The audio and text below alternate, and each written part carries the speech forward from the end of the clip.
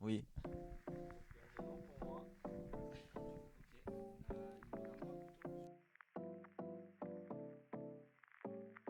Alors c'est une formation en recruteur de football pour former des recruteurs. C'est une formation qui existe, il me semble, jusqu'à ce jour à Paris. Il n'y a pas beaucoup justement d'autres organismes qui la proposent, donc on a décidé de la mettre en place ici.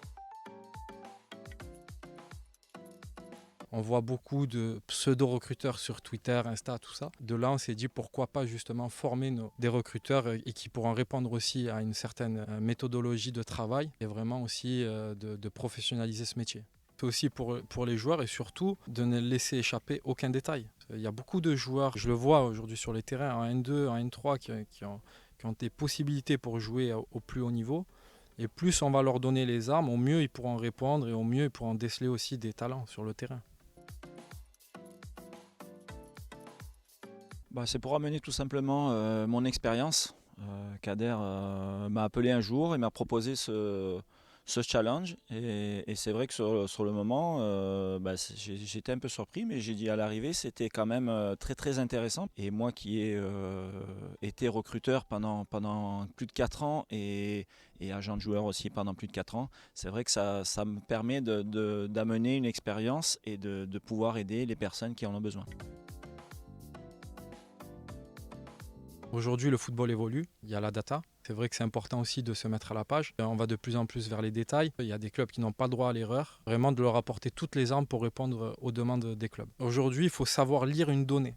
La data ne fait pas tout. L'œil humain est très important. Les observations, David le sait mieux que moi. Aujourd'hui, c'est vraiment un outil qui va accompagner et aider le recruteur justement dans ses recherches. Et pour ça, il faut savoir la lire. Et c'est là où justement il y a des recruteurs, des formateurs comme David qui seront capables aussi de les aiguiller en ce sens. Donc il y a un questionnaire initial. Pour ça, il faudra réussir le questionnaire initial. À partir de là, la formation elle se déroule sur plusieurs jours. Et à la fin de cette formation, une évaluation qui donnera une certification, attestation de stage chez nous.